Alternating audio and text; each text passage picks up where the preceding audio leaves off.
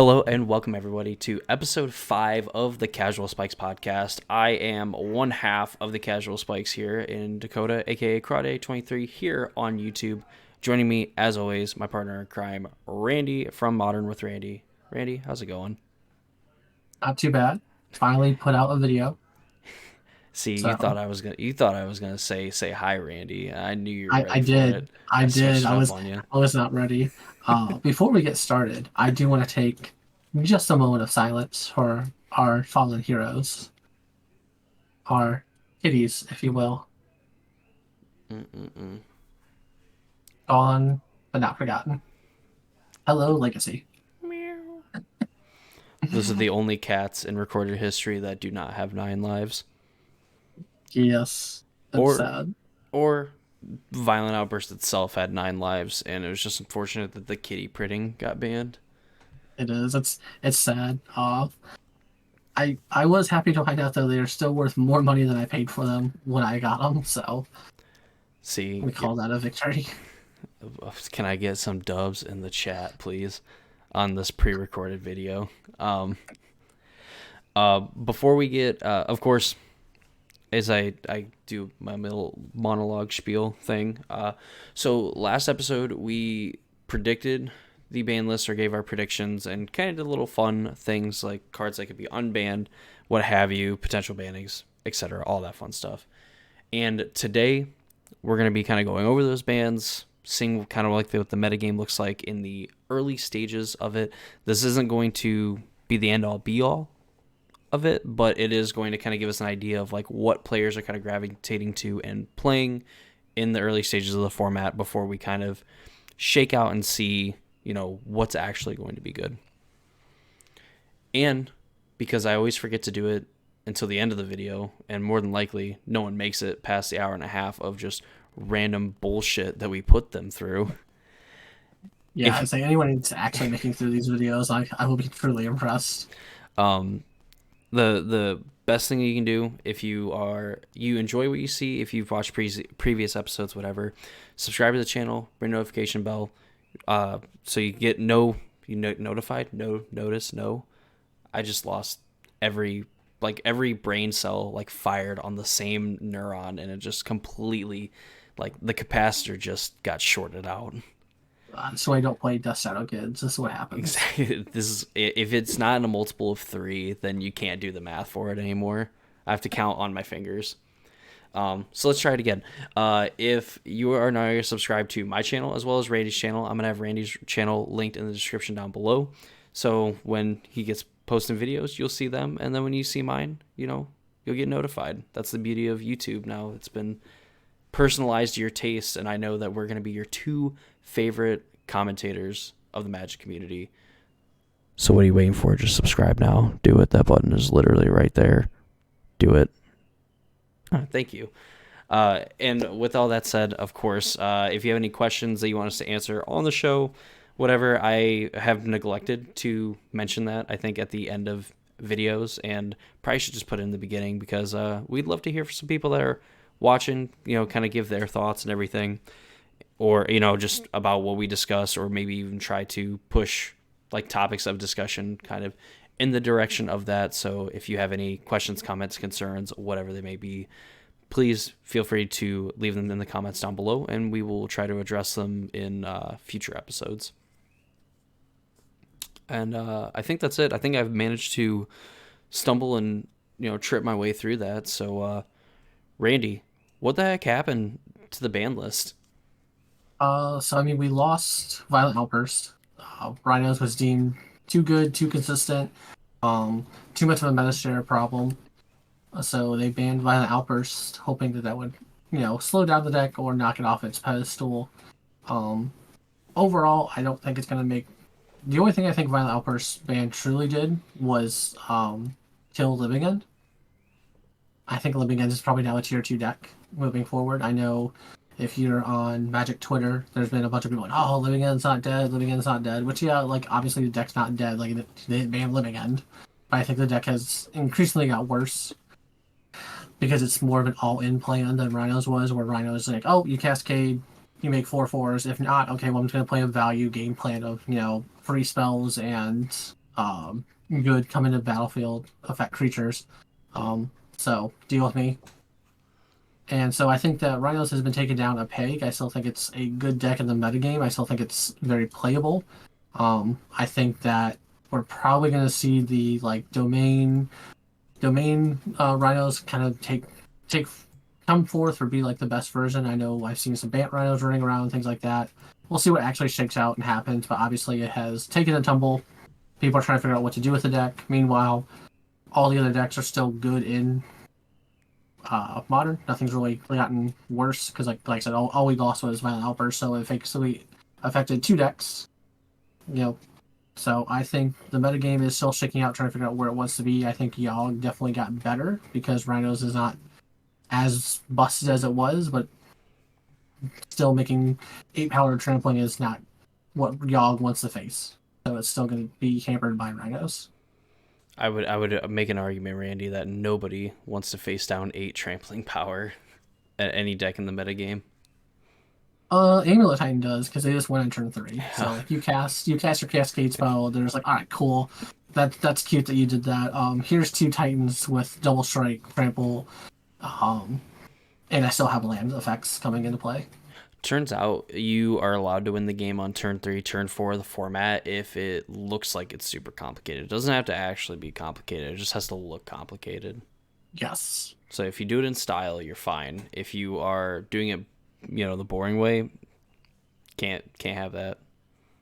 So that being said, I think Wizards put just a band-aid on the problem. They haven't really actually fixed anything. I think that Wizards is really hoping that MH3 will come out and shake up the format, and they won't have to do anything or pay attention to it.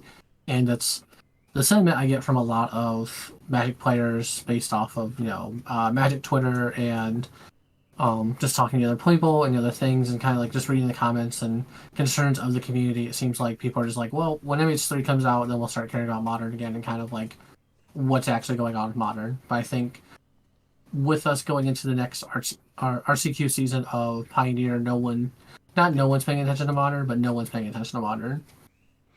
Yeah, I think that's kind of what I get from a lot of people is like, well, there's not any important events that care about modern, so it's kind of okay, like a justification of like if this wasn't enough, then who cares? There's a new set coming out that's probably gonna shake it up, and it's not featured anywhere. But I also think that you have to kind of care about it now, and we shouldn't just be used to like, okay, we're going to make a major ban announcement or make a ban announcement a week or two before a major event and then just kind of like screw people over that just are Atlanta. like, yeah, Atlanta. Wasn't, no, I think Denver was okay. The Denver, Yeah, there wasn't Denver. any changes. Yeah, Denver. There's no changes. Yeah, it was Atlanta where like 2, 3 weeks out, they banned mono green essentially. They axed Karn. They added They got Appraiser the in that one too. yeah, they axed Karn, axed Appraiser, which a lot of people thought Appraiser was gonna get banned. I assumed Appraiser was gonna get banned. I still had bought all the cards for the Appraiser deck though going into Atlanta just in case because like I was like if this deck's not banned I'm playing this deck like that's where I want to be in the meta game, Hmm. and then it got banned so I was like all right well cut my losses like I took a risk knowing it was probably gonna get banned. I was like but if it doesn't get banned because Wizards has done a lot of stupid stuff where it's like oh this is 100% gonna get banned and then we see Grief still is in the format. um Yep. so I've definitely seen Wizards just choose the wrong choice multiple times on a is it A or B and they'll somehow still pick D. So I was like, well, if this doesn't get banned, I want to be prepared to be able to play it. And obviously, like I lost out on that money exchange, but it was an exchange I was willing to take a risk on, knowing Wizards' track history. And But that's they also unbanned Looter Scooter as well. the smuggler's Akopta is freed from its chains, if you Hmm. will. It was stuck in the interdimensional plane with Nicol Bolas because they were both bad boys, and only one of them got to come back. Which goes wrong. Ugin could stop the other Elder Dragon, but it could not, in fact, stop the Looter Scooter. Exactly. It just slapped him in the shin. But that was definitely a just terrible timing thing, and like if you're gonna ban things, I think that Wizards made like the absolute wrong choice to like wait until the last minute essentially, and I think that they have all these weird justifications they'll do for things like that too. Like, well, we set up these rules where you can like no, you didn't. You set up the rules for yourself for the game that you control, Oh yeah. that you knew a big tournament was coming for. Like, don't get like because that was our like justification. Like, oh, well, it was so like it was so close, but this was the time frame. Like, you guys own the game. They can come out tomorrow and just ban 6 cards. They don't have anything they have to follow. Mm-hmm. And that was my biggest like complaint with that. I was like, well, we had to follow. No, you didn't have to follow the rules. You yourself made these rules. This is the same thing as like, well, we investigated ourselves and found no wrongdoing. Shocker. Oh shoot, and I just son of a gun. I hate having like stage like point 0.5 like dementia because I swear I come up with like really good ideas on the spot and then they just immediately poof, gone. They'll But eventually come back. I think Modern's in a weird spot to where it's not going to really be touched until MH3. I think that's where we're going to see the biggest shakeups. Yeah, I think too, because what the Outlaws of Thunder Junction, they're kind of changing it to like a month after a new set release. They have a ban and restricted announcement, or they reserve that window to have an announcement. Yeah, they reserve that window. They don't have to have an announcement. So like obviously, they could come out tomorrow, or they can come out after Thunder Junction, just like, oh, no ban change. Like this, okay, that's what we expected. So I'm interested to see what's going to happen with that. I'm interested to see what Thunder Junction is going to add to the Pioneer format. I imagine there may be one or two like sideboard cards, or maybe one card that will get put into Modern from Thunder Junction, because there was always like, you see like slight tweaks or upgrades, like, oh, like we got like Pick Your Poison is like an upgraded card that's getting played in like sideboards now, but like we see like there's no Murktides that get printed into standard anymore, or like Yawgmoths they get printed into standard. They're like just building entire new whole new decks. So This might be something to even think of later, but some like cards that are in Modern that are like pretty cool that would like be cool to play in Pioneer, but they obviously wouldn't be like as broken. It's a little bit of a wordy title. We could work on it, but because I was just thinking about it, I'm like Yawgmoth would actually like sidebar to this. Like Yawgmoth would probably be a pretty cool card to play in Pioneer. Probably not what you want for the format, but like I don't think there's really like necessarily off the top of my head an infinite like I'm going to sack these things infinitely, but then I'm also going to be able to. Well, there's I guess the drain. There is a drain thing, but like yeah, whatever. I don't think there's like two things that can infinitely sack and bring each other back. no, because we don't have Inner Shroud in Pioneer. Yeah, or I don't think there's any creatures that are just like if this dies, return it. If this or something like that. So none of that Yeah, weird stuff. But that yeah, that's another topic for another day though. That's yeah. I mean, I'm still on the argument that I think there needs to be a direct to Pioneer set so we can get some more power and some better cards put into Pioneer. There's like I think there's a lot of modern cards that would be interesting to see in Pioneer that have been phased out of like modern. Like I think Snapcaster Bob would be interesting ones. I think you could put Termagloyf into Pioneer. Like these cards like that, like you you could put them back into standard, but like it's gonna be like Snapcaster's okay to put back into standard. Termagloyf's 100% okay to put back into standard. You're not gonna put Bob back into standard. Like that's just a terrible decision. Some um deck will exploit that. yeah, but then there's like the people that are gonna play with it. So there's gonna be like two camps of people that just start playing Magic and they're just like I draw a card and then I lose life equals CMC. And then there's the Bob veterans that are like I'm buying every single copy of this card. I am jamming 4 into every single deck, and I'm gonna win a ton of games because of it. Oh yeah, yeah. There's definitely gonna be two camps: the camp that's wrong and the camp that's right. At least the ones that will like look at Bob and be like, this is worth playing, like seeing if this is like as good, you know. Mm-hmm. But I mean, so we got the band situation. We had no changes in Pioneer. Modern, Yeah. unfortunately, only having violent outbursts. Maybe fortunately for some of you. I guess for me, it's an overall positive. For the fact that I play a lot of Yawgmoth. But I think it's a negative as a whole. I think that like my whole problem is this, like let's say like they wanted to like weaken Rhinos to 1.5, right? Or Oh. that are now gonna take that meta share up and become the two best decks. Like you Hmm. can't just keep doing this cut the serpent's head off to let the new ones grow, Yeah, yeah. which is what they've been doing. Like we killed Scam so that Rhinos could be top tier. Like we've now killed Rhinos so that Yawgmoth and Titan could be top tier. Are we just gonna keep doing this infinite cutting of heads off? Like there has to be a way to balance out the format better than what it is. Yeah, and I think a lot of that is going to come from the fact that with like the design philosophy of Magic is that we just want to kind of like continue to push the envelope of what like cards can do, and that's what keeps the game, to me at least, keeps the game interesting from like a player perspective. That said, it'd be sweet if we had a modern format that was just dedicated to like without the extra products and stuff, and we just had what it was before we had Modern Horizons. The problem is I think that Horizons 1 added a lot to the format. I think Horizons 2 did not. I think that the free spells that were added to Modern in Horizons 1 was good. Like I think like Force of Negation was not broken in and of itself. Force of Vigor was a good card to have in the format. The white one, like they need to redesign the white, black, and red one to where they're playable. Like the white one is playable by definition, but not playable, and the other two are just not playable. True. But I think that like that idea was good though, and I think that those aren't inherently broken by any means. I think that the elementals were 100% the wrong choice.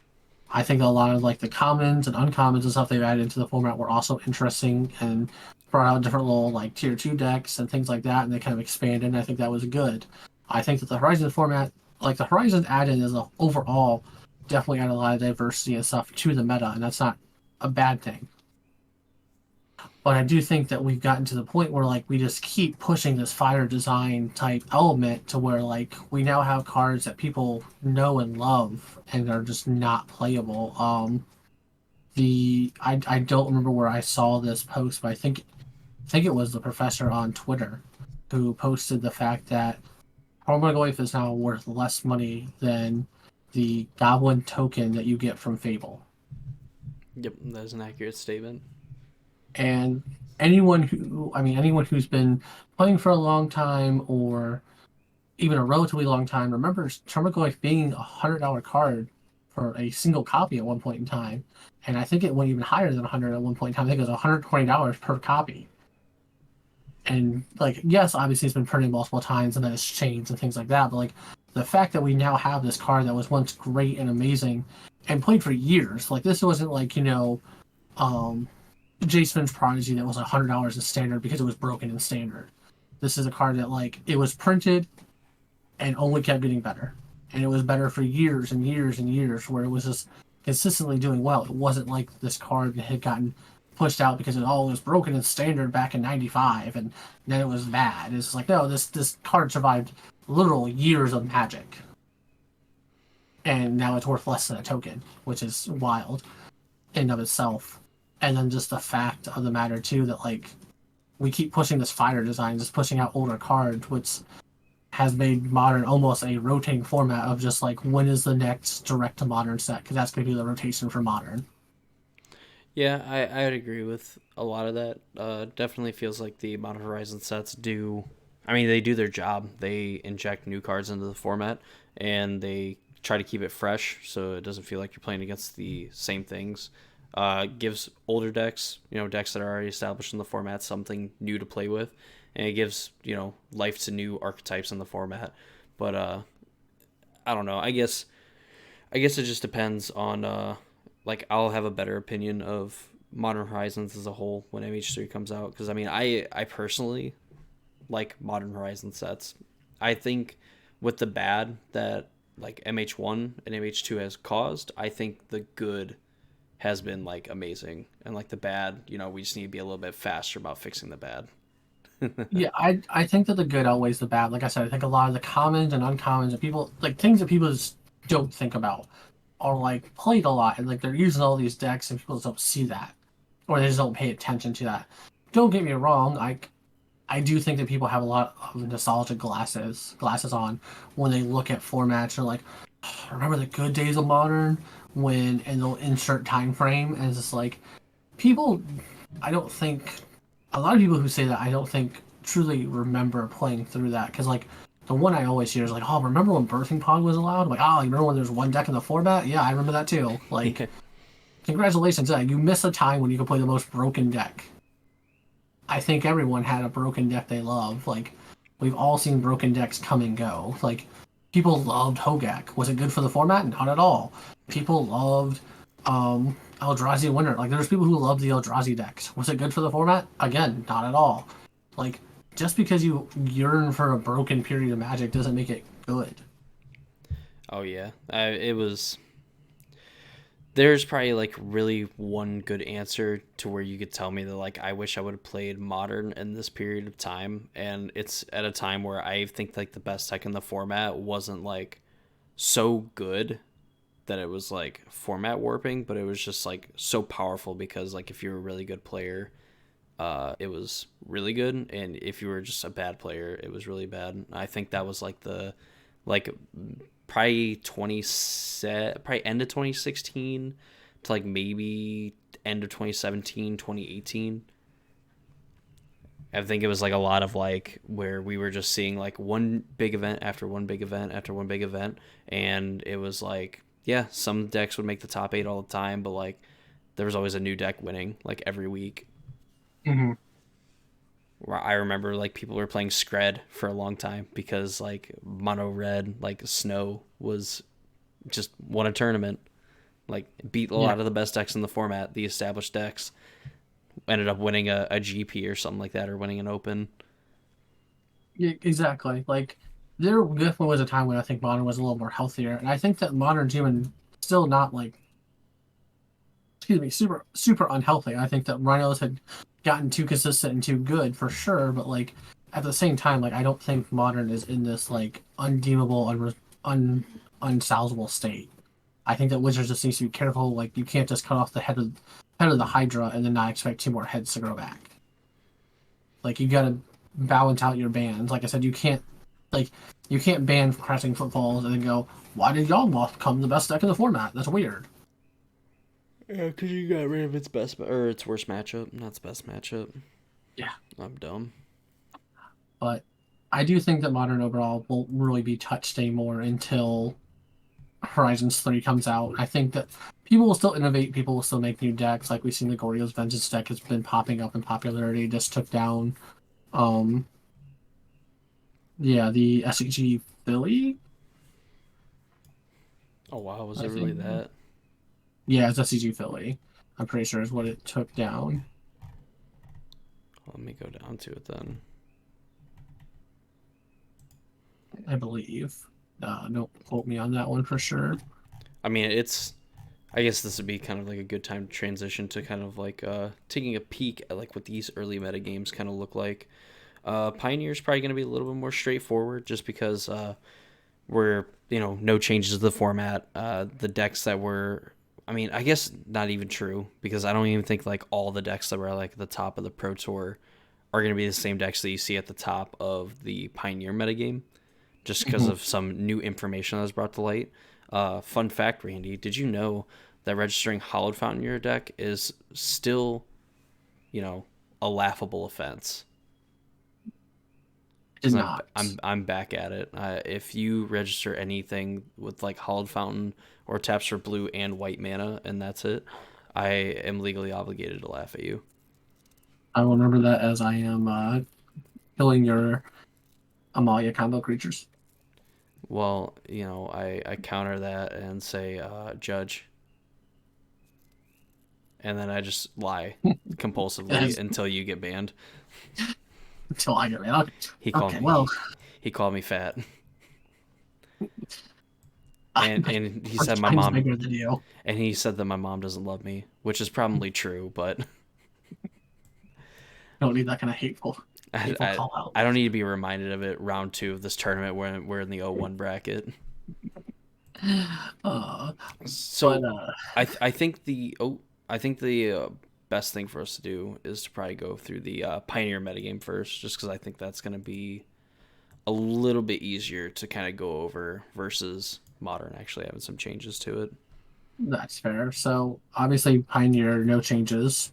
Um, I do just want to quickly point out. So we're off. We're looking on the MTG Goldfish for their Pioneer metagame of the last 7 days, and they have Rakdos vampires at number one with 20% of the meta, which makes sense. It just won the Pro Tour. People are still super hot on it. They're trying to figure out, is this as good as it proved? How can we innovate to make it even better? How can we, shut up our bad matchups? XYZ. Like, people are trying to break that deck. Makes sense. Yep, yep. The second most played deck at 19% of the meta, or 19.2% of the meta, is it Phoenix? Which hasn't changed, right? You got Picklock Prankster and Slotty Hand added to the deck uh, couple uh, couple sets ago. So like nothing's been added to this deck, nothing's changed. Um, I just want to quickly bring out the point that like Wizards just banned a deck for being 20% of the meta, and Phoenix is at 20% of the meta, but no changes to Pioneer. It's an okay deck. Totally fine. Yeah. Then we got Amalia combo bringing up at 8.7%. So, just a whole 11% different, or at least 10% difference. Yeah, yeah, about 10.5% difference. And then Hidden Strings at 7.4%, and then Control at 6.5%. So, normal meta share percentages that should be happening, not, 19 and 20% of the meta. Like I think Rakdos Vampires is skewed currently, though, because it won the Pro Tour. People are hot on it because it won the Pro Tour. This is what happens, anytime something wins. Like, we saw Scam have a giant resurgent, or like not resurgence, I guess, but like a giant increase of people suddenly picking up the deck and playing it when it won the Pro Tour for the Modern Pro Tour. So like, this isn't crazy. Like Rakdos Vampires is just on everybody's mind.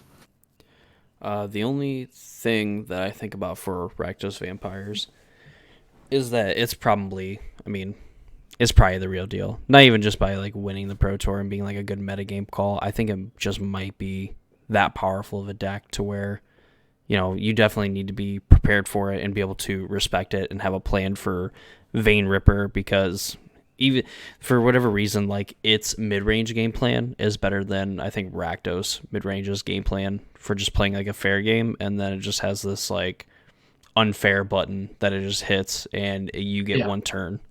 You get one turn to deal with this, or it's going to be out of range. You're going to have to spend multiple spells and in turn multiple creatures to get rid of it. Yeah, so I don't think Rakdos Vampires is like a bad deck by any Yeah, means. yeah. I just mean like I think that for meta percentage wise, I think it might be a little spiked currently. And I would imagine that it would come down to earth, and by come down to earth, it's probably still going to be like at least probably at like Rakdos mid range levels, like pre Yeah, Pro Tour. it's still going to be one of the biggest X plays for sure. Like it's going to be in the top three. There's Mm-hmm. no question. I think it's just Rakdos mid range. Like if you're going to play Rakdos, you're playing Rakdos Vampires. It just I think that's the correct lines moving forward. Yeah, if you're gonna play a Rakdos deck, Vampires is the best one. It fixes the problem that Rakdos midrange has, if you could believe that that deck had a problem. And its main problem was the fact that it was like 55-45 either direction, any game that you played. And if you stumbled, you were probably going to be the one losing the game. And if your Mhm. opponent stumbled, it wasn't even necessarily a guarantee you're gonna win the game. This Rakdos Vampires list has that way of just like fixing the problems of like, okay, your matchups are still like 55-45, but it's more of like a hard like 55-45 where like even if you stumble, you still have like this huge way of like propelling yourself into, the what's the word that I put you like firmly in the momentum category of like you're winning this Regardless. game, you're ahead. Yeah, like you're going to be in games that you're behind, putting a Vein Ripper into play is going to kind of put you ahead in a lot of cases. And when Mhm. you're slightly ahead and you do that, or, you get Preacher of the Schism going, whatever, you are just then going to widen that gap, even more. So like it just has like that closing speed to like close the gap if it's behind, and then further expand that gap when it's ahead, even just like slightly ahead. So I think it kind Yeah. of fixes Rakdos's problem of like needing a way to close the door on the game, because this deck can slam the door on you quick if you let it. And it still has a mid range plan of just like playing removal spells, playing like a preacher, and like journaling It, to still get power. and Preacher just can attack into just about anything. I Hmm. mean, and it's going to trade in combat too, or at least kill something in combat and make a token or draw you a card. Yeah, it always trades up. It's just absolutely. Preacher has been an awesome card for Have Pioneer. you have you read Preacher? Yeah, So did you know that you can get both effects if you're tied for life? that I did not know. Yeah, I didn't either until I played in an RCQ last Saturday or Sunday. When my opponent attacked and we were both at 18, and I was like, "Yeah, you make a 1/1." He's like, "No, I draw a card too." I was like, I like read down to the 1/1 spot because it says, if you are when you attacks, if you have the most life or tied for the most life, create a 1/1 vampire. I'm like, yeah, you're tied for most life, you get a 1/1. So I keep reading. When it attacks, if you have the most life or tied for the most life, you also draw a card and lose a life. So you just get both effects if you're tied for life. Okay, so I'm assuming there's some way that you can stack it and you just get both. Yeah, I mean, you just you when it attacks, it sees that you are tied for life, so you get both at the same time. Right. I would assume that like both, well, not both, but like they would still have to be true when they resolve. I don't know if Yeah, the checks on resolution, I don't think it checks on resolution because it checks when you attack. because I could see like you attack, like you guys are tied for life, you make a 1/1 and then you draw a card, because if you drew the card first, Yeah, then your opponent, I guess it wouldn't matter, because then you would have your opponent would have more life, you'd still make the 1/1. Yeah, I guess it doesn't really matter. You get to make both if it's tied, I think, in either case. yeah.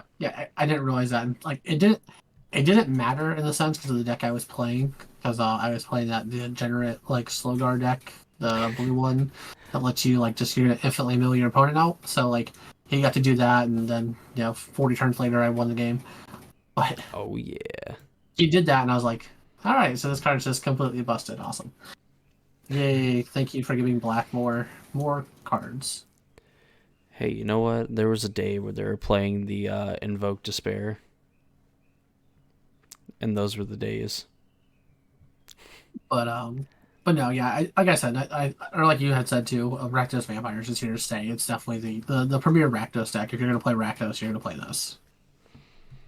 Dare I say the best mid range Randall? Yeah, I Pow- mean, I think this is what brings me to wanting Fable banned. Fable. I Yeah, Fable the Mirror Breaker. Gotcha, gotcha.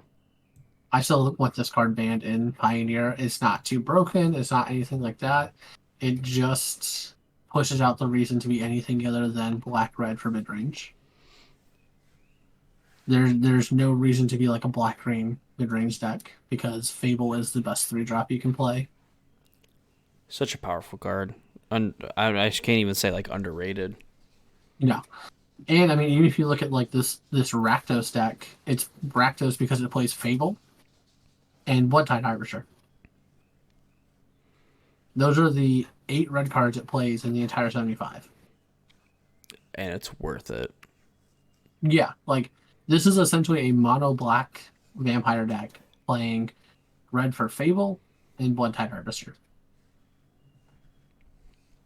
Perhaps Fable is too powerful and too consistent and homogenizes the meta too much. But what do I know? Those are all words Wizards uses for all the other cards they banned, but Fable's not ban worthy. Not yet. We just need like 3 more ban lists and we'll be fine. Yeah.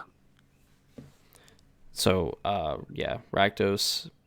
I mean, I don't know. I don't know if I could label it like the best deck in the format yet, but I definitely think it's like Rakdos essentially is not going anywhere from the 2 spot.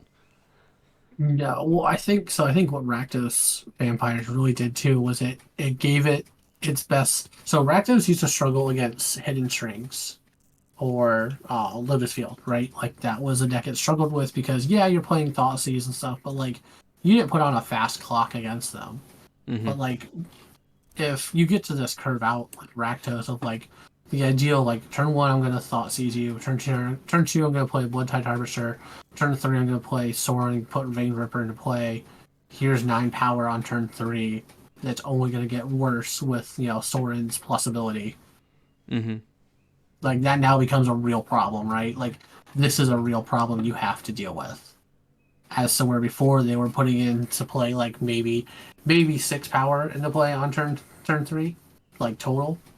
We've Yeah. now added 3 extra power plus like the benefit of like if you're gonna board wipe me, you're also gonna lose life from Vein Ripper seeing all my other creatures die, so I can just continue to put more creatures onto the board. Oh yeah, definitely a Rakdos deck that doesn't get punished by like Supreme Verdict and things like that.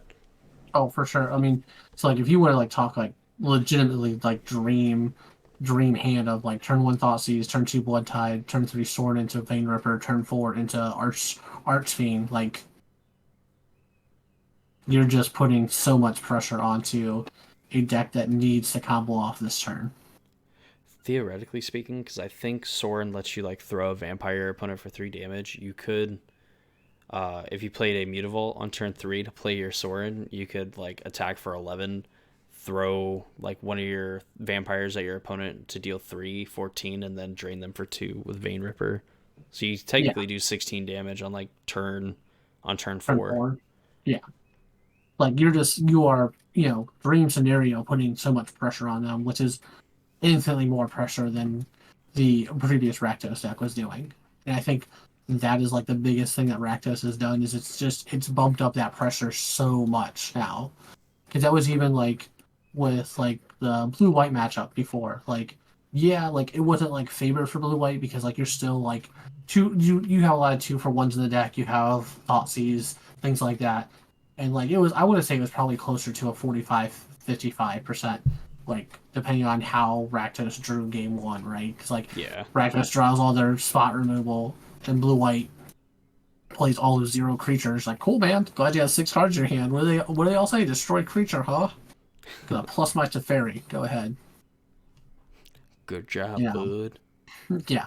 So like, but now like we just like we obviously we like this is magical Christmas land type like perfect curve out hand, but like that's gonna happen some percentage of the time, and even if it doesn't, like just being able to have the threat of that much power into play and doing 16 damage on turn four is nothing to laugh at. Like that's It's what Boros Convoke was doing, and we were calling it a busted deck when that got discovered. true. I think Rakdos, I think Team Channel Fireball in particular, like found like the essentially the perfect Rakdos deck that managed to kind of blend instead of just playing like the best red and black cards in the format. It's like we can just stick to mainly one color. We can play a lot of the good red cards in the format, and then we can just kind of, play both sides of the coin. We can either be this hyper aggressive aggro deck in the matchups that we need to be, and we can kind of be this super grindy, mid rangey slash like controlling deck, you know, in the other Hmm. matchups where we need to, and it plays pretty seamlessly all together, in the grand scheme of things. Yeah, I mean, like if you are looking to take down some RCQs this coming Pioneer season, definitely Rakdos Vampires isn't a bad deck to pick up. It's going to cost you a pretty penny if you don't have any of those cards. I mean, because Vein Ripper has spiked. It's come back down somewhat to where it's probably going to sit for the next probably couple of years. It's in standard along with Pioneer, and then Soren has obviously spiked to I think he's $30 a copy now, which I don't see that going down anytime soon, especially with it going into Pioneer season. Obviously, this isn't a financial podcast by any stretch of the imagination. This is just what I've learned from years of playing Magic, and like Soren's not getting reprinted anytime soon. Knock on Like, wood. I mean, we have no sets that would make sense for him to get reprinted in. No, it would have to be. I don't know. I don't know. It, We really don't even have like dedicated reprint sets that aren't commander sets anymore. yeah, that's what I'm saying. Like, your best hope is that there's another commander set coming out real soon that Soren is somehow printed at common. So, much like how my shield charges are going to drop in price, Soren's not looking like he's dropping in price anytime soon. So, I will say that if you want to build this deck, your best bet is to bite the bullet. And just you're gonna end up paying for Soren's. Sorry, you missed the boat. Like 99% of the other Magic players did, because once that deck was seeing play, I think once that deck made it to day two, Soren was already spiking. It's a shame, really. Ultimately, a shame. Yeah, but that being said, I don't think the deck's unbeatable by any stretch of the imagination. It's not like we're not at like any kind of tier zero type situation. No, and thankfully, probably for everybody else, a lot of the other decks in the metagame are essentially established decks. Like at one time or another, like these were considered, at least tier 1.5 decks. For like the Yeah, other like four decks, other five decks really that you can play and have some success with. yeah. I mean, and also like even if we're talking about like wallet friendly type deal, we have Rakdos Vampires is ridiculously expensive right now at $752 according to Goldfish's configuration of that deck. And then like we're looking at like the second best deck in the format, essentially Izix Phoenix is $320. Oh yeah. And if you've been playing for any amount of time, you probably already have the land base, which is the most expensive part of that deck. Mm-hmm. Because like consider Fiery Impulse, Lava Axe, all these, one mana or all these like commons and uncommons are not expensive. No one's like, yeah, my Fiery Axes are $12 a piece. Oh yeah. Uh, I mean, yeah, you're looking at land base and legend triggers are your money in this deck. So I mean, really, in the grand scheme of things, too, like the format is like really cheap. Obviously compared to modern, but I mean, like $320 for Is It Phoenix. Amalia combo is like kind of up there in price, but that's also mainly because Mana Confluence is like $150. If it didn't play that card, it'd be like a $300 deck. yeah, and to be fair, you can play Amelia combo without mana conflux, and I don't think it's going to cost you nearly as many games as people will make it out to be. Eh, Um, yeah, yeah. I mean, and then you have like the Hidden Strings or Lotus Fields 324 and Control is 400. But I mean, even like if you, so, I mean, times are tough. Like even if you have to play something like Boros aggro or like the heroic deck is $200, and that is 100% the land base is what's going to cost you money. So like if you have Sacred Foundries and Inspiring Advantages, we've already knocked off $90 in this deck. And $100 for like a deck that was the runner up at the Pro Tour, and I Yeah. think had beaten Rakdos Vampires before either in the Swiss or the top eight. Oh, It's not a bad yeah, investment. yeah. No, this deck does well, and like realistically, like your money cards 100% are the Inspired Advantage, Sacred Foundry, and Get Lost. So if you've been playing Magic for any amount of time, you probably have Sacred Foundries and Inspired Advantages, or at least some number of copies of those.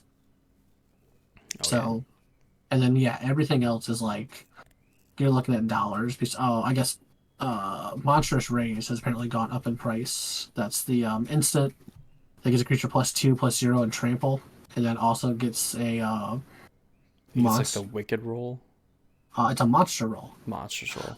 Oh, okay. I'm sorry. It gives it +2 till end of turn, and gives it a monster roll, which gives it +1/+1 and trample. Okay. I knew it gave it trample, but I wasn't sure how it gave it trample. No big deal. That weird like aura token Yeah, producing card. Yeah, just weird. yeah, but yeah, I mean, like you. So like I said, you take away like eight, nah, what 10 cards. This deck is lost almost 100 over 100 hours worth of money to make it. So I mean, like this is a very budget friendly deck that has done well, and even it recently went undefeated in the Pioneer Challenge, the 64 challenge. Heck yeah. So like this is not a deck that's like, oh man, like no one's making fun of you because you took Boros aggro to your RCQ.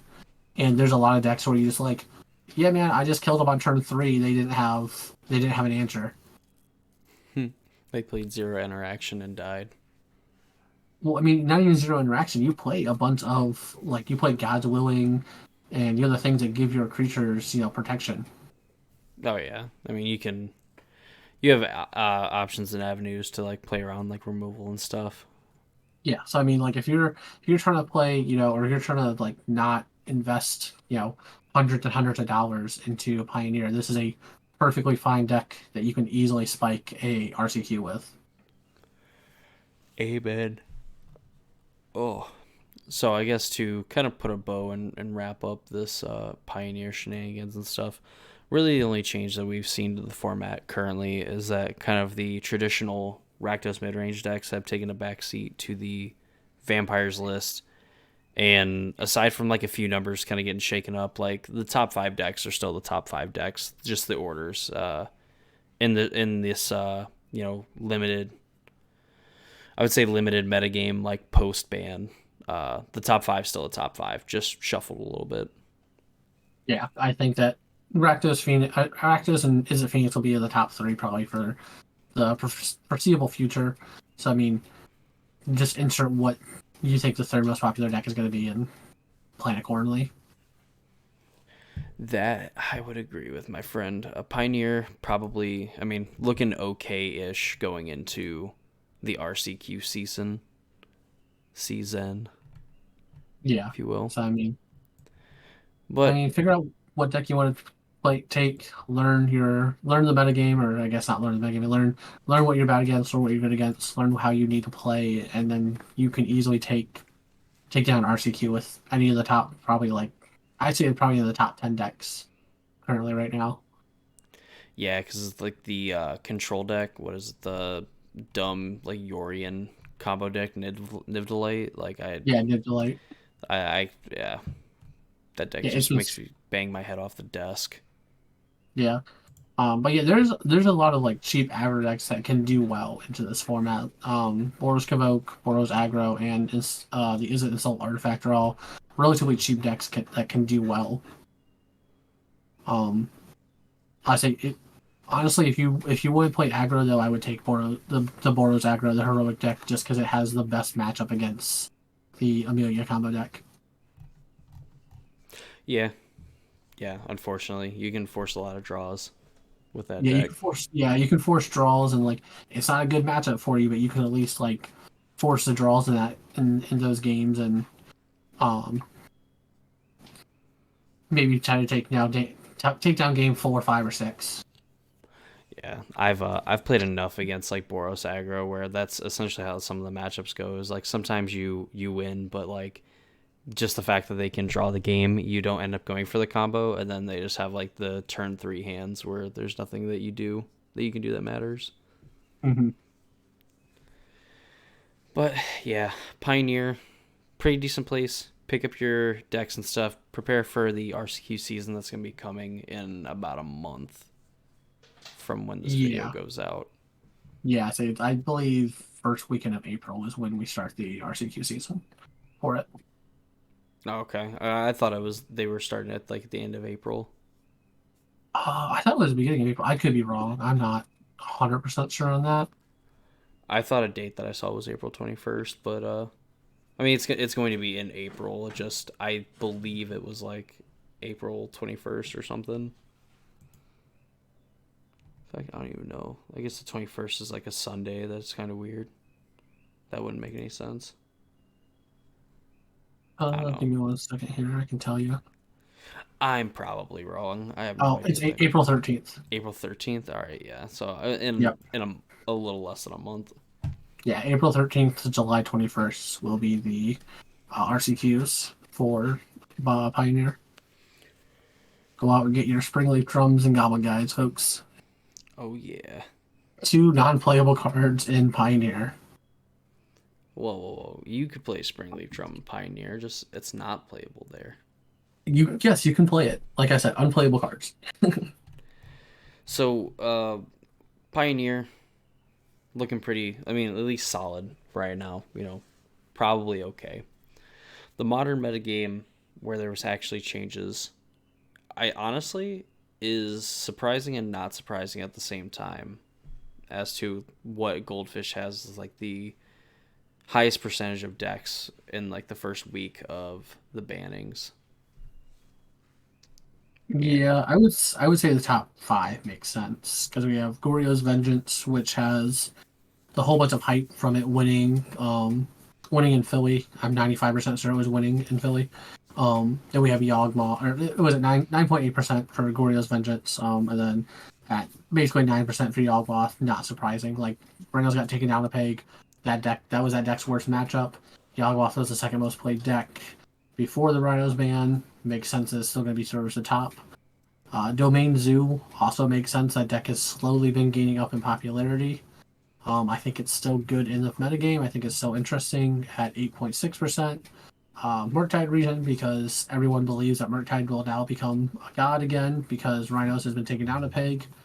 Uh, Plot twist: Murktide's still not broken. Still only has 50% against all the decks in the format at 7.6%. Amulet Titan then at number 5 at 7.5%. Once again, not surprising. whoa, hold on. Isn't there another deck that's tied with Amulet Titan? I mean, Mono Green Tron, but that's not a real deck. So Yeah, we're back in the saddle, baby. you don't even like Tron. Dust off the Carns. Yeah, I know, because like the two times I've ran into it with Yawgmoth, I got absolutely clowned on by Tron. Just did And not then matter. somehow Rakdos Scam is still in the meta at 4.6%, Wow, despite wow. getting dumpstered by Yawgmoth, Zoo. I have to imagine Gordia's Vengeance has a good matchup against it. Amulet Titan has a good matchup against it. Tron has a good matchup against it. Well, yeah, man, you keep trying to play Scam. That will work.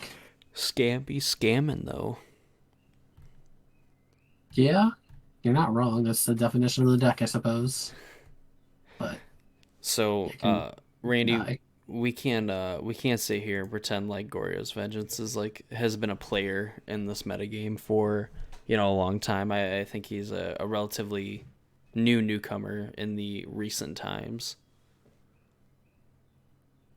Yeah, I mean, he's definitely like started to spring up. Um, I mean, it plays all the good cards, right? Like you're playing four Griefs, four Solitude, four Attraction, two Crystal Brand, and four Archaeologists. Was it Pelagi? Can you say that? I mean, it's a card that's in there because it mills. That's Yeah, yeah. what it says. It says I mill and block well. Um, but then I mean, you also get to play, Faithful Mending and Tainted Indulgence, both cards that let you draw and discard to put things into the graveyard. You have obviously the namesake Gorya's Vengeance. You get to play Thoughtseize, Prismatic Ending, Bone Shards, Ephemerate. So when you do Gorya's Vengeance something back, you just get to blink it. And if you get to blink your tracks, so you're getting, eight plus cards this turn. They're just going into your hand. Oh Um, yeah.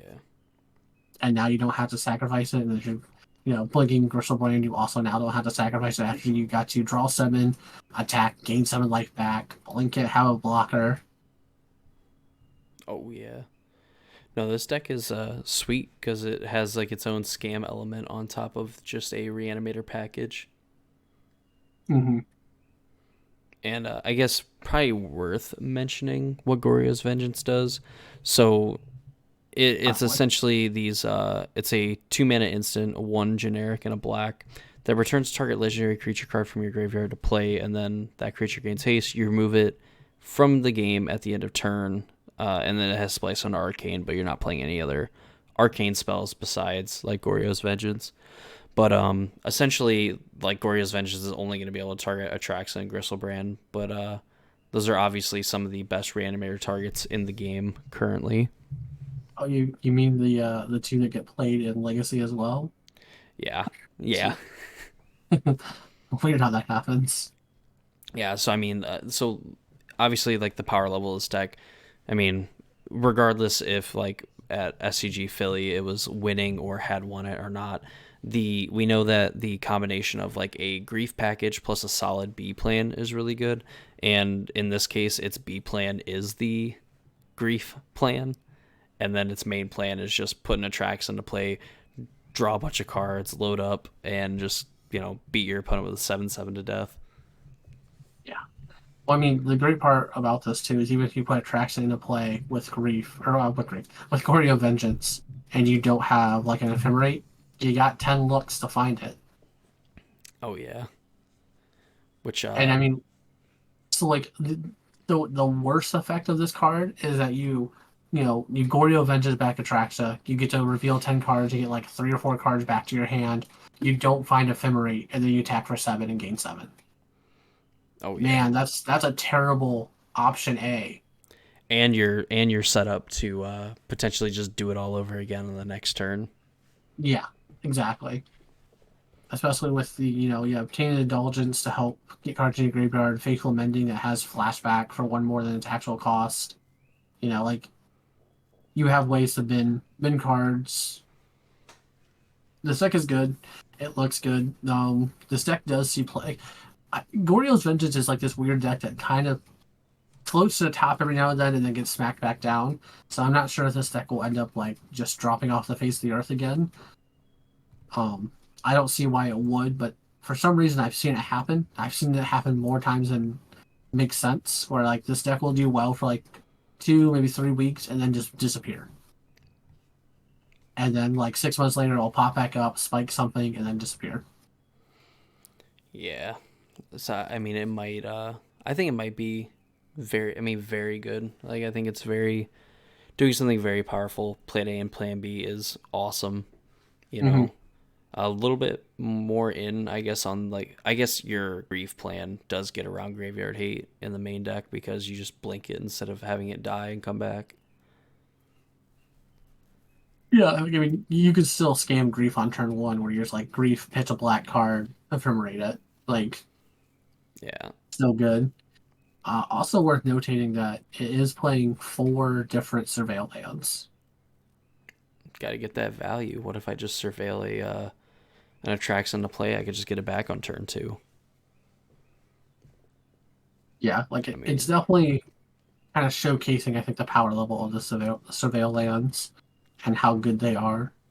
I definitely think that's kind of like in the vein of what people were kind of thinking is like, oh, I can get this, and then I have like a card that on top that I want to have in my graveyard, so I just get to bin it for free and then free up my mana for the next turn.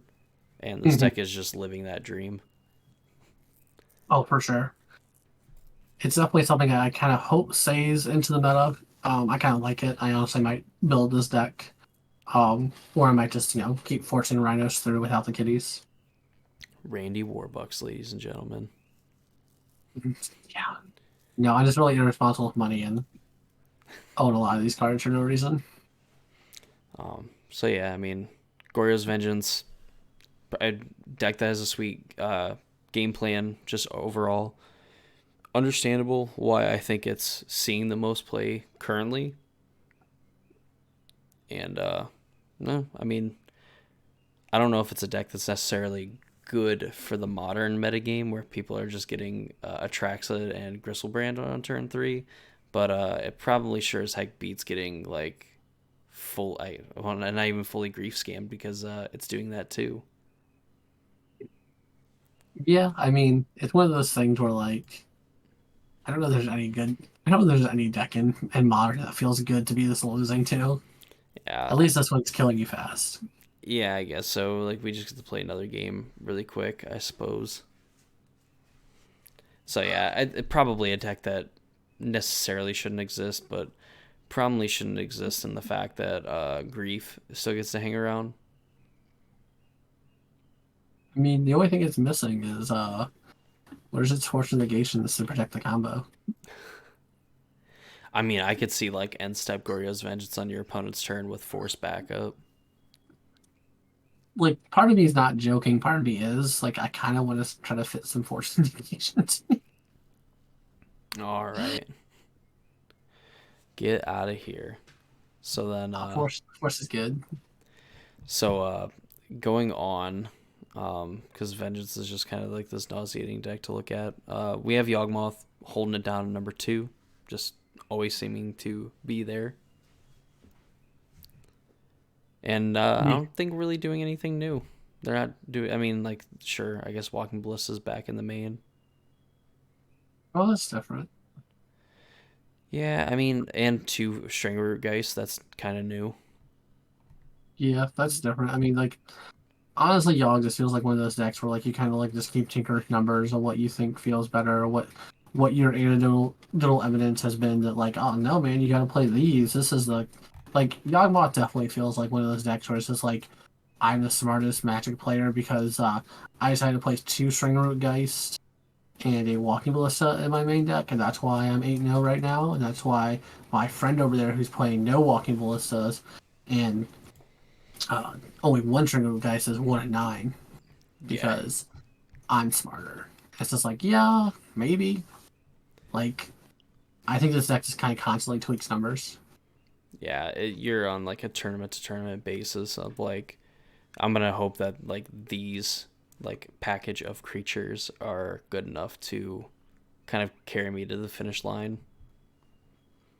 And I mean, Yeah. like technically, there is like a combo with like if you eat a walking ballista with the Agatha's Soul's Cauldron and you have an undying creature and a Yawgmoth, you're able to like ping your opponent, sack the thing, get it back with a counter, ping your opponent. It's like essentially the same thing. Yeah. Um, No, I mean, I think that Yawgmoth is the same in the sense of it changing tournament to tournament as, yeah, that deck. Um, that one. yeah. No, I Murktide. Murktide. Like, we're, like, you constantly see Murktide decks changing, and like, oh, we're playing like three Stern Scaldings this game because that's going to be good in the metagame this time. oh yeah. I No, think that is kind of like what we see with Yawgmoth is like, it's just tweaking numbers onto what you think is going to be played, what's going to be there, what do you think is going to win you the most games, XYZ type thing. oh yeah, definitely. The tweaking gets a little bit better the more kind of you're in tune with like the metagame, whether like a store level or in a wide open field. And Yawgmoth is just kind of one of those where it's like, let's pick the thing that we're gonna try to beat up on the most and hope that we just play that. Definitely makes sense. Uh, Uh, we have let's say domain. going, Oh yeah, go ahead. Go yeah, ahead. yeah. I was just say going to Domain Zoo. It looks like they literally haven't changed anything to my knowledge. Like ever since they got Leyline of the Guild Pack, like their lists have been pretty just basically all four of us is what this deck plays besides lands. Like we're And all four ofs and three Ragavans. my God, Well, I mean, turns out turn one Ragavan, turn one Wild Mikado into turn two Brawler or Kavu is really good. I would. Or I guess or Scion, the Draco. I wish this deck wasn't just mono like Khans of Tarkir / Modern Horizon 3 reprinted fetch lands, or else I think I would have like I would actually have a lot of this deck already, like in the mana base. um, I mean, don't worry, I would still need to get like Leyline Binding, Leyline of the Guild Pact, and like Tribal Flames and all this other stuff. But like, hey, I got sweet foiled Stubborn Denials. well, I mean, if you ever want to play this deck, just let me know. I have everything but built back. I am not getting rid of Yogg. You cannot convince me otherwise. Don't worry, it's getting banned after it spikes up in percentage. No, don't do this to me, I told you, please. Wizard just cuts off the head of the Hydra. It doesn't look below it. That's why it's sandbagging, and that's why it's still only at number 2. Perfect. You guys aren't smart enough to be the primetime players. Yeah, like well, that's because like some of the primetime players are just like kind of brain dead. They're smooth brained, so like they just kind of fall off of it for a while. Yawgmoth players, it's like a coordinated effort. No, no, I have every metagame. Amulet Titans tell me, or Amulet players tell me that Amulet Titan is bad in this meta. As I watch them crush tournament after tournament. Yeah, man, deck's bad in this meta. Didn't you guys just win two different 20Ks? Yeah, man, deck's bad in this meta. I don't know what to tell you. But your No, deck should be banned though. Your deck should be banned. You should not be allowed to do that. it's instant speed Rhinos is banned, but winning on turn three with a 6 drop is not. Got him. Moving on to Murktide, nothing. I mean, different things. Like I said, like they're constantly changing up what their spell slots really are, or if they're playing Ledger Strider, if they're not. Like the list we're looking at has two Ledger Striders, one Subtlety, three Murktides, and then like this one's playing two Spell Pierces and uh, It's weird. spell Yeah, pierce, spell no, snare. yeah, but no Stern Scaldings in the main. So like, I mean, this is what the deck does, though. It changes its spell slots out so much. Like, the only thing that really stays consistent is you're playing four counter spells, four Unholy Heats. I thought four Preordain was apparently main too, but they're on two Preordain. And Mm. so I guess four Unholy Heat, four counter spells, and four Expressive Iterations are your only constant, along with like four Mistress Baubles. Oh yeah. The rest of the deck is kind of like all over the place. Like, this one's even only playing three Ragavan and playing four Darcy instead. So I think it's just Yeah. my anytime I go to a tournament, I just look at whatever Maguchi says is the best build of Murktide, and that's what I plan to play against. Yeah, Murktide is like you said, it's already like one of those decks that's like a 50-50, and a lot of the time your choice of flex spots is going to kind of determine how well the day goes, you know. And Hmm. I don't know, Murktide, I don't know. Their players are weird. I remember playing the deck and it felt totally fine, and nowadays it just is kind of like whatever to me. It's like like okay, you do cool things. You're a tempo deck.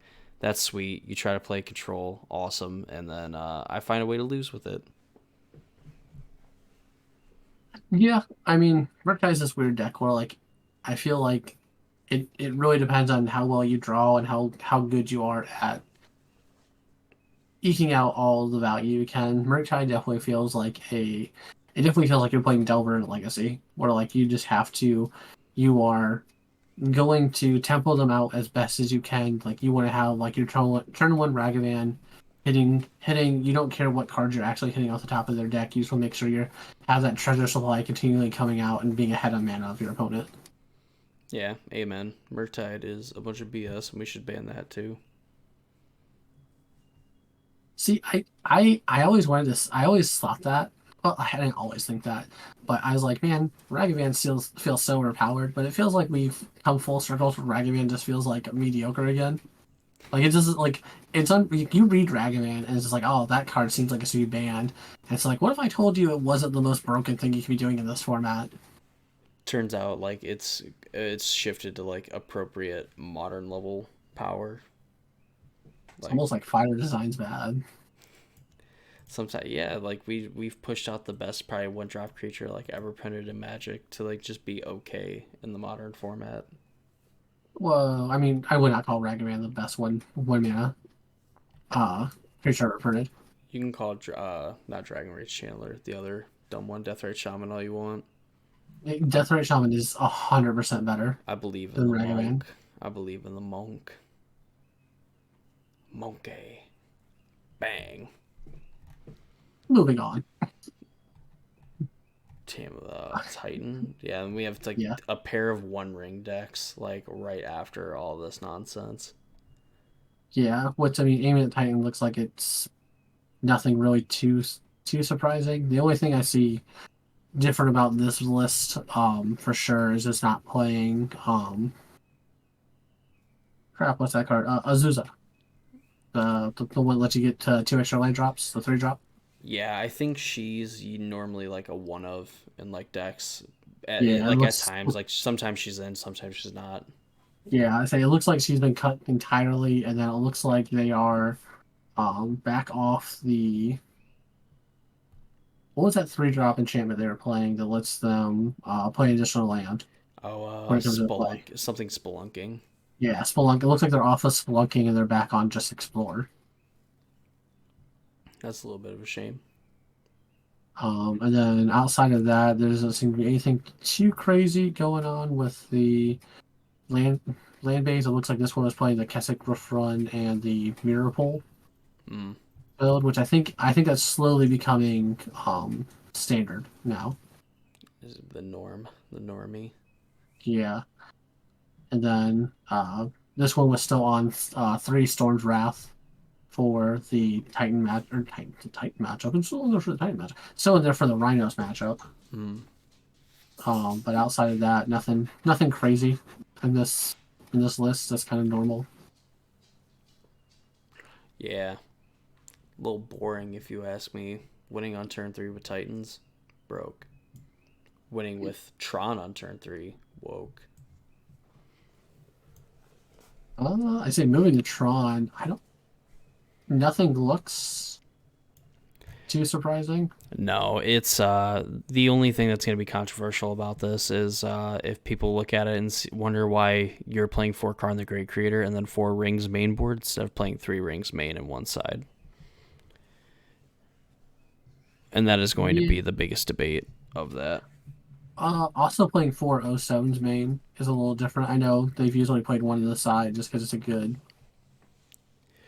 Yeah, It's a good pick me, but yeah, I mean, I think we've reached the point of like the Karn board where people are just like, hey, I would normally play 4 of this in my deck, so I'm gonna only play 3, and I just have 1 to always get with Karn. And we've reached the point where the cards that are important you just want to have in your main deck anyway, because Karn is essentially going to like you're gonna want to tutor for the card and play it, and Karn essentially puts a 4 mana tax on that. yeah, it looks like basically their sideboard is 12 Karn targets and 3 Pick Your Poison. Which, seems, I mean, that's pretty, I would say pretty normal for like anybody playing like Karn the Great Creator. There's like a few cards that you can go, or not a few cards, a few cards that you actually bring in, but then like a lot of other cards that you just want to get with Karn. Yeah, I'd say the 3 Pick Your Poison. I think that's the newest addition to the deck. I didn't realize they were playing Pick Your Poison. It makes perfect sense that you play Pick Your Poison. Like, I get that 100%. Like, it's just, like, it's good against the Blood Moon effects. So, like, I get it. Oh, yeah. But, like, that's about all I got for it. Like, I mean, it makes sense. But yeah, I mean, it's a pretty stocked list, I think. I don't think there's anything crazy or different or remarkable to say about it. It's playing, the same 18 lands. I think the only crazy part may be that they're only on 3 forests, because I thought they were on like 4 forest It originally. was, yeah. Yeah, so I mean, we're talking literally minor details. Like, oh, they're playing 4 rings instead of 3 and 1 in the sideboard. They're playing 4 Osos instead of 3 and 1 in the sideboard. Oh, they're playing 3 forests instead of 4. Like, nothing. Like, there's just nothing to talk about essentially for what this deck is doing. It's just there's nothing special essentially. Because Tron be Tronin, man. Yeah, I mean, not not that Tron's brain dead or like brain dead to play, but like it's not complicated to build a deck. No, you follow a very ABC kind of game plan to kind of figure things out, and once you kind of lose one of the letters, you go back to the previous one, reestablish that, and then you can continue on your adventure. Yes. So I mean, like overall, I mean, because like we can talk about 4 or 5 color Omnath, but really, what is there to talk about with that, Randy? Where's that? I mean, if you talk to my one friend, it's the best deck in the format, and this should always be played. Control players. No, I mean, 4 color Omnath, it's one of those decks that was popping up more and more in the meta, and then like it's kind of died down now that Rhinos has lost some of its meta share. So we'll see if it continues to pop up. We'll see what people end up innovating on.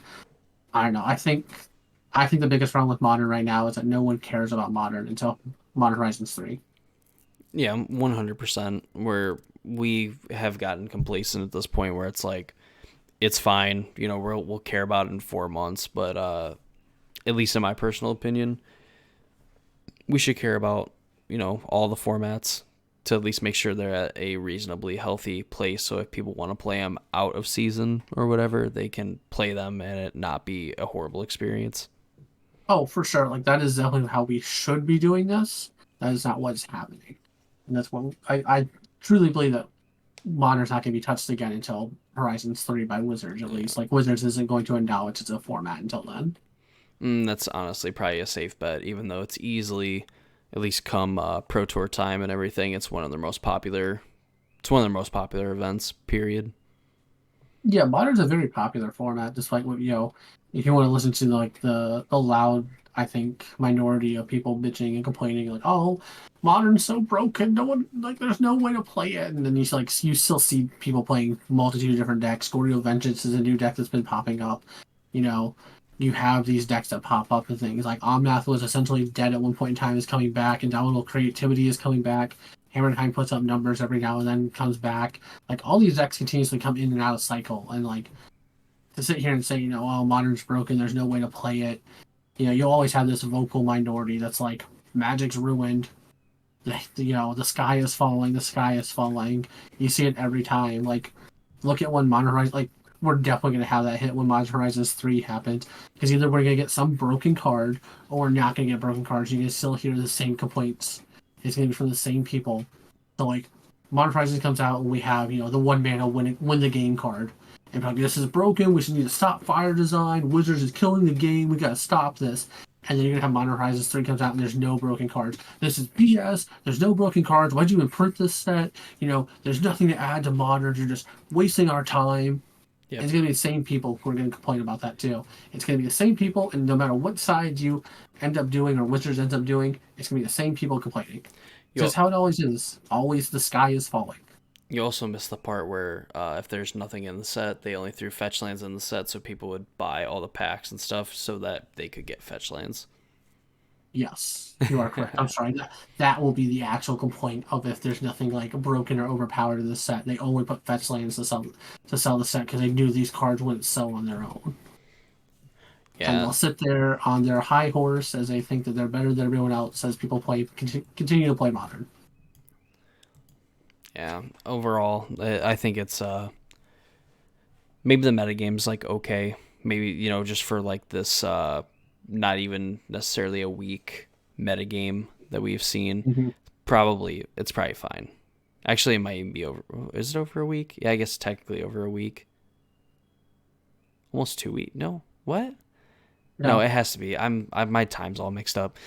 For the fact that we've had this metagame for like a week, and the meta is pretty diverse. We saw Pioneer is pretty polarizing at the top. I mean, Goryo's Vengeance has 21 more decks than Yawgmoth, but then Yawgmoth has 7 more than Domain, and then quick maths, 26 more than Murktide, and then like from there it's like three decks separate, Murktide, Mono Green, and Amulet Titan.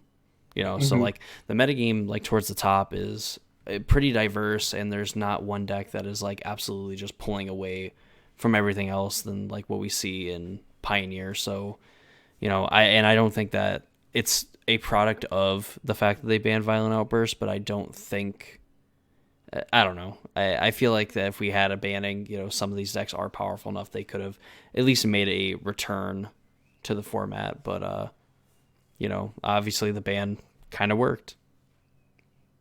Yeah, I mean, we'll have to wait and see what Rhinos becomes because I know, like I said, Rhinos isn't dead by any means. I think it might just be more fair moving forward. I think it's still going to be playable. I think there's some people who are still going to play it. Obviously, we've seen Ardent Play go from a 25-cent uncommon to like a $16 uncommon overnight. So I think that we're just kind of waiting, filling out, seeing what's going to happen with the format moving forward. People are still going to keep innovating. People are still going to keep playing it. We still have Thunder Junction coming out here not too long from now that might, bring a new card to Modern. There might be something that like, spurs a format or spurs a deck from tier 2 or tier 3 to tier 2 to tier 1, something like that. So, I mean, Modern's not dead by any means. It's dead in the sense of though, like, we're getting ready for the Pioneer RCQ season. It's like Modern's taking a back burner. Same way as like Standard's going to be dead here soon after after basically the next 2 weeks. Most people are going to stop caring about Standard unless they're queued, either for the Pro Tour coming up or for the RCQ or RC in Dallas. Yeah, unfortunate. Yep. There's some pretty. I mean, we have some pretty sweet like Magic formats and everything. Yeah, I mean, standard's pretty healthy right now, which is kind of cool to see. Like we keep seeing decks being innovated and made made and breaking out in standard. We still see new things happening in standard, which is kind of cool to see. I actually I think for like maybe the first time ever, or well, not first time ever, definitely not first time ever, but probably for the first time in probably like 3 or 4 years, I care about watching the standard pro tour, Yeah, yeah. which is kind of wild for me to say because like standard has just been nothing to me for the last probably like 5+ years now. Yeah, yeah. I mean, it's probably I mean, overall a good thing. I think when standards in a pretty good place, like Magic itself is in a pretty good place. So it's going to be interesting to see what happens if they keep that momentum going in standard and don't ruin it somehow. So, but we have a new set for them still disappoint me on. True, and people still not knowing when rotation happens. I don't know when rotation happens. I don't either. And I am too scared to ask at this point. I'm just gonna maybe potentially show up to a tournament and just hope that all my cards are legal. But Also, real quick, because we talked about it for like a half second, Outlaws of Thunder Junction releases on April 6th or April 19th, and we'll get spoilers March 26th to the April 5th. So here okay, in less than 2 weeks, we'll be getting some more spoilers from the set. nice, and we'll definitely have our opinions on what gets spoiled, what we think will get played in Pioneer, and maybe possibly Modern. Oh yeah. I'm really hoping that I can build something with that new Oko into Pioneer. I mean, I think there's always the potential. I mean, that card does seem like it's very powerful. It does. I just want to be able to stab my opponent. That's really all I'm looking for. Please call a doctor. All I'm saying is I'm gonna win a lot of my games by blood loss of opponent. Are you gonna win a lot of games though? I feel like maybe just one. You will have 100% win rate, but then like be banned forever. We call that worth. I ended batting 1,000. I'm just never allowed within 500 foot of a game store or a school because I'm just prone to stab people. I'll just be screaming, "It was Oko! It was Oko!" as they drag me out of the convention center Mm-mm-mm. into the cop car. So Randy, overall, we talked about the modern metagame. We talked about the pioneer metagame. Potential changes to either that could be made to try to improve the health of the formats and everything. Do you have any final thoughts you want to give before we wrap this up? I think Modern's in a weird spot, and we're gonna have to wait and see how it shakes out. I think that in Pioneer we still need to ban Fable, and I think that um, is it Phoenix is possibly too consistent and needs to be taken down a peg as well. I still would like to see Treasure Cruise banned and iteration brought back into the format. I think that would have been a correct thing to do. Um, Obviously, Wizards thinks that Pioneer's in a good format or in a good spot format wise, so I can't say I know more than them, um, even if I think I do. Amen. No, that's a great place to be at. Or this whatever. I'm not even gonna get in on them. Uh, I think that's gonna wrap up our episode 5 of the Casual Spikes podcast here. The metagames look like they're okay for the most part. We'll have to see as we kind of get more information and we kind of go back to a normal-ish. Well, I guess what I thought would be normal, but we've only done that for like one episode where we kind of look at some cool, sweet decks for the format. So hopefully, with 2 weeks of deck collecting and everything like that, there'll be some pretty sweet decks and a more defined metagame. Hopefully. So, yeah, be on the lookout for that next week. That'll probably be what we end up doing, and then the week after that, we'll probably be looking at some Thunder Junction spoilers. That'll be exciting. What It do will we? be What other cards can we commit crimes with? all of them. That's true. There's probably the majority of them will be able to commit crimes. Just got to sharpen those edges. See, you just gotta file down the edges of like a playing card or whatever, and then you can just That's gonna be my calling card, is just buying up all like the $2 death shadows, filing down the edges, and like throwing them at people's chests. On that note, Dia I de think we los should Muertos. go ahead and wrap it up. Yes. So that's going to wrap it up. Episode 5 in the books. Episode 6, we're going to be, well, when I look it up at the, 2 minutes before recording next week, hopefully going to be seeing a modern and pioneer metagame that is a little bit more resembling of something that is an actual metagame, and going over some sweet decks and all that stuff. Maybe even some predictions for the Thunder Junction set. And yeah, something to look forward to, I guess.